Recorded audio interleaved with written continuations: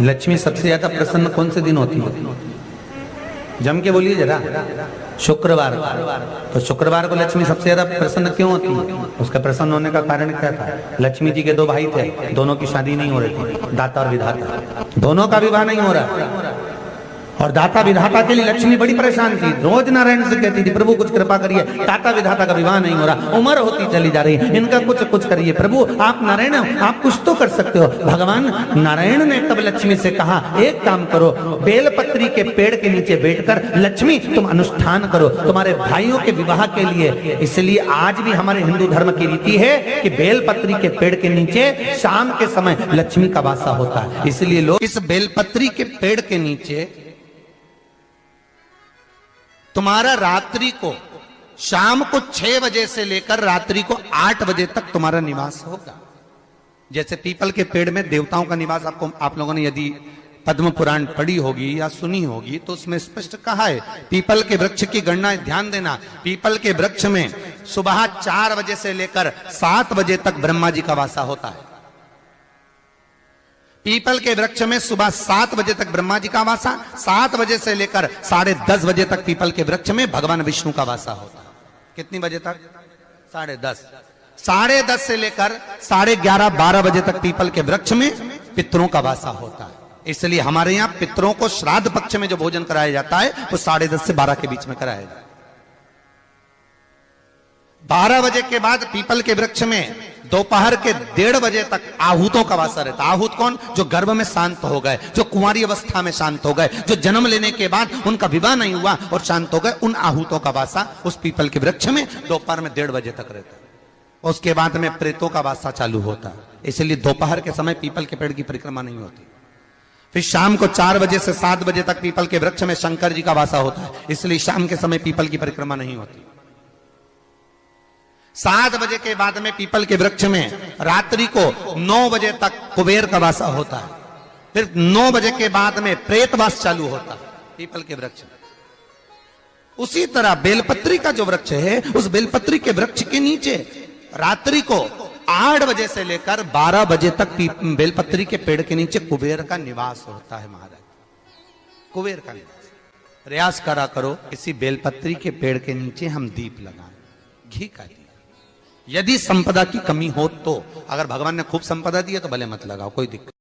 महामृत्युंजय मंत्र का यदि आप जाप करते हो और आपको मालूम पड़ गया कि शरीर में मुझे ये रोग हो गया है, मुझे शुगर हो गया है, मुझे बीपी हो गया है, मेरा ब्लड प्रेशर ऊंचा नीचा रह रहा है, कोई भयंकर रोग, मेरे रिश्तेदार को कोई कैंसर जैसा रोग हो गया, किसी को कोई थायराइड हो गया, किसी को कोई किडनी और लीवर में सूजन हो गई, किसी को कहीं किडनी और लीवर में तकलीफ हो गई, तो शिव महापुराण की कथा कहती है, नवग्रह शिव महापुराण की कथा कहती है कि बेलपत्री के वृक्ष के नीचे महामृत्युंजय मंत्र का जाप जो शुक्रवार की शुक्रवार घी का दिया लगा कर करता है, उसके रोग बाबा देवाधिदेव महादेव समाप्त करते चले जाते हैं। ये संजीवनी मंत्र शुक्रवार के दिन भगवान शंकर को शुक्र को दिया था, इसलिए उसकी प्रधानता।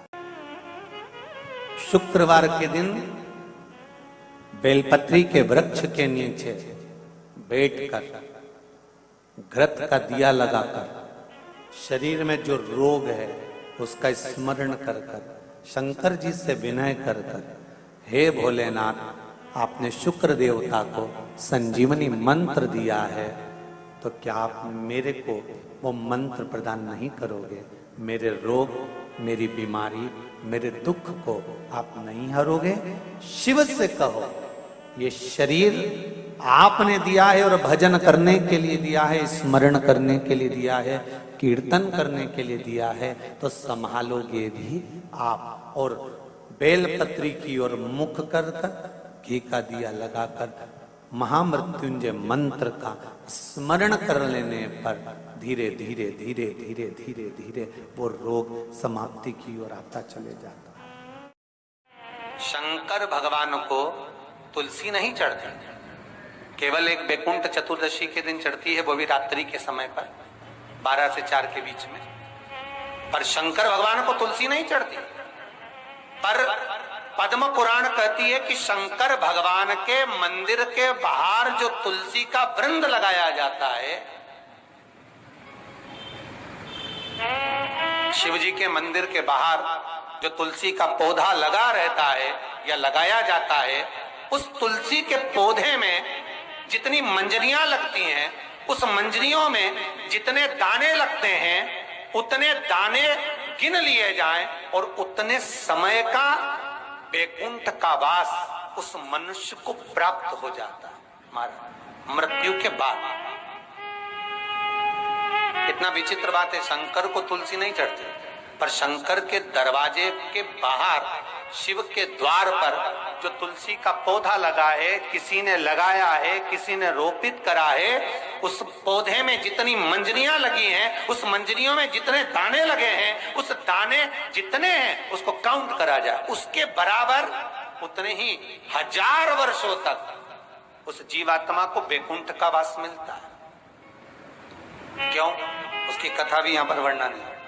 जब भगवान विष्णु सामने शंकर के बैठे थे और भगवान शिव ने जब सत्यनारायण नाम रख दिया था, तब भगवान विष्णु शिव से कहते हैं नारायण, भगवान शंकर से कहते हैं भोलेनाथ, त्रिकालदर्शी, कैलाशी, अविनाशी, हे शिव, मेरे सारे विग्रह के साथ में लक्ष्मी मेरे साथ में। बहुत ध्यान देना महाराज, मैं अगर नारायण रूप में हूं तो लक्ष्मी मेरे साथ में, मैं राम रूप में हूं तो सीता मेरे साथ में, मैं कृष्ण रूप में हूं तो राधा मेरे साथ में, मैं रंगनाथ रूप में हूं तो गोदा मेरे साथ में लक्ष्मी सदा विराजमान है। पर आज आपने मेरा जो सत्यनारायण नाम रखा है, मैं अपना संग किसको ले? तब भगवान शिव ने कहा, आप जब बाहर निकले, जो रोपित मिले बस वही आपको समर्पित हो। तुलसी का पौधा रोपित था, उस तुलसी के दल को भगवान नारायण ने अपना संग बनाया। और बहुत ध्यान देना, सत्यनारायण की कथा हो, चाहे भागवत की कथा हो, चाहे विष्णु पुराण की कथा हो, इन सभी कथाओं में सबसे ज्यादा प्रसाद की महत्वता नहीं है जितनी तुलसी के दल की महत्वता है। क्योंकि सत्यनारायण के साथ में हरि के साथ तुलसी का स्मरण। श्री शिवाय नमस्तुभ्यं। हर हर महादेव। सावन महीने की अष्टमी शुक्रवार को पड़ रही है। लक्ष्मी प्राप्ति के लिए यह अष्टमी बहुत ही उत्तम मानी जाती है। पूज्य गुरु जी पंडित प्रदीप मिश्रा जी इस कथा में बताए हैं, लक्ष्मी प्राप्ति के लिए यह उपाय आप ज़रूर करिए। और आशा करते हैं यह वीडियो आपको पसंद आई होगी।